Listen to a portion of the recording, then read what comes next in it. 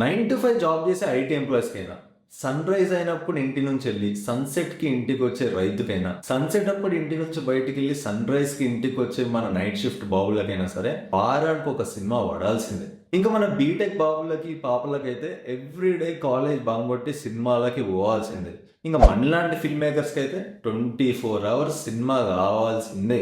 మరి మనందరినీ ఇంత బానిసలుగా చేసిన ఈ సినిమా ఎక్కడ స్టార్ట్ అయింది, ఎప్పుడు స్టార్ట్ అయింది, ఎలా స్టార్ట్ అయింది, ఇదంతా నీకు తెలియాలంటే ఈ వీడియో ఎండ్ వరకు చూడు. ఈ సినిమా పంచేది అంతా కూడా లేట్ 1800s లో స్టార్ట్ అయింది. చాలా ఖాళీగా ఉన్న మనలాంటి కొంతమంది తెలివైన వాళ్ళు విజువల్ మోషన్ ని క్యాప్చర్ చేయడం ఎట్లా అని ట్రై చేస్తారు. అంటే మన కళ్ళ ముందు కదిలే, మన కళ్ళ ముందు జరిగే విషయాల్ని ఏదో విధంగా క్యాప్చర్ చేద్దాం, ఎట్లా క్యాప్చర్ చేద్దాం అని ట్రై చేస్తూ ఉన్నారు. ఎన్నిసార్లు ట్రై చేసినా ఫెయిల్ అయితేనే ఉన్నారు. అప్పుడే సీన్ లోకి ఇద్దరు బ్రదర్స్ వచ్చారు. ఎస్, హిస్టరీ ఆఫ్ సినిమా అనేది ఒక మల్టీ స్టారర్ తో స్టార్ట్ అయింది. వాళ్ళే అగస్టిన్ లూయిస్ లూమియర్. వీళ్ళని లూమియర్ బ్రదర్స్ అని కూడా అంటారు. These are the people who invented a device called cinematography. ఈ సినిమాటోగ్రఫీ అనే డివైస్ మన ముందు జరిగే సన్నివేశాన్ని, ఇన్సిడెంట్స్ ని క్యాప్చర్ చేసి డెవలప్ చేసి సౌండ్ తో పాటు మూవింగ్ ఆబ్జెక్ట్స్ లాగా క్రియేట్ చేసి ఇస్తారు. ఈ డివైస్ తో వీళ్ళు 1895 లో arriving of a train La Ciotat station అనే ఒక 50-second motion picture short film ని అందరికి చూపించారు.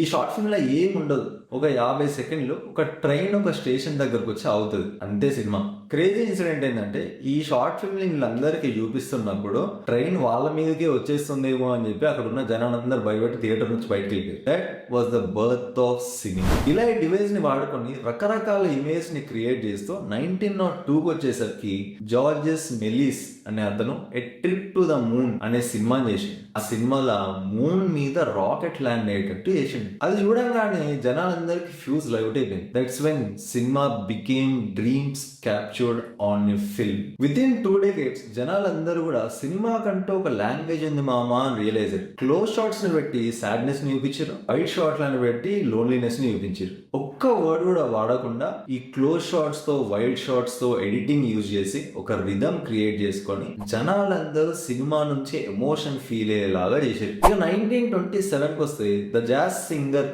అనే ఒక సినిమా వచ్చింది.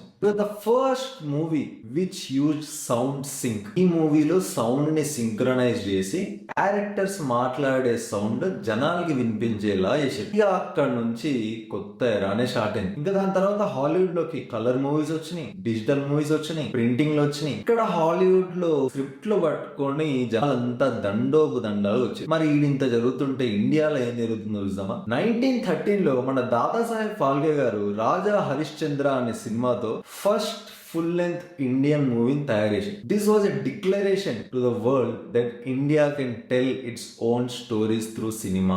అక్కడ 1927 లో సౌండ్ వస్తే ఇక్కడ ఇండియాలో మనకి 1930లో అలం అరా అనే మూవీ తోటి ఫస్ట్ సౌండ్ ఉన్న సినిమా వచ్చింది. ఆ సౌండ్ ఉన్న సినిమా రాగానే songs became the heart beat of Indian cinema. అంతే, తెలుగు, తమిళ్, బెంగాలీ, మలయాళం, కన్నడ అన్ని లాంగ్వేజ్ లా సాంగ్స్ ప్రొడ్యూస్ చేయడం స్టార్ట్ చేశారు. ఇలా 1895 లో హాలీవుడ్ లో, 1913 లో ఇండియాలో స్ప్రెడ్ అయ్యి 1935 లో హెచ్ఎం రెడ్డి గారు భక్త ప్రహ్లాద అనే సినిమాతో మన తెలుగు ఫిల్మ్ ఇండస్ట్రీని మొదలుపెట్టారు. ఇంకా అక్కడ నుంచి తెలుగు ఫిల్మ్ ఇండస్ట్రీలో రామాయణంలోని కథలు, మహాభారతంలోని కథలు, పల్లెటూరు కథలు, సిటీ కథలు, సోషల్ డ్రామాలు, ఉన్న కథలు, లేని కథలు ఒకటా రెండా 1935 లో స్టార్ట్ అయ్యి 2025 వరకు Tollywood has produced more than 10,000 movies.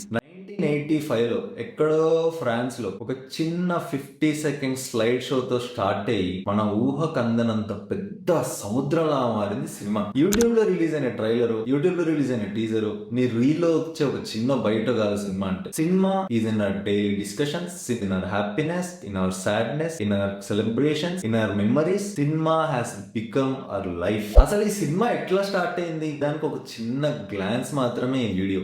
ఈ సినిమాలో ఇంకా ఎన్నో తెలియని స్టోరీలు, తెలియని కథలు, చెప్పని స్టోరీలు, దాచిన కథలు, ఇంకా ఎన్నో ఉన్నాయి. ఇవన్నీ నీకు తెలియాలంటే ఈ ఛానల్ ని ఫాలో కొట్టేసి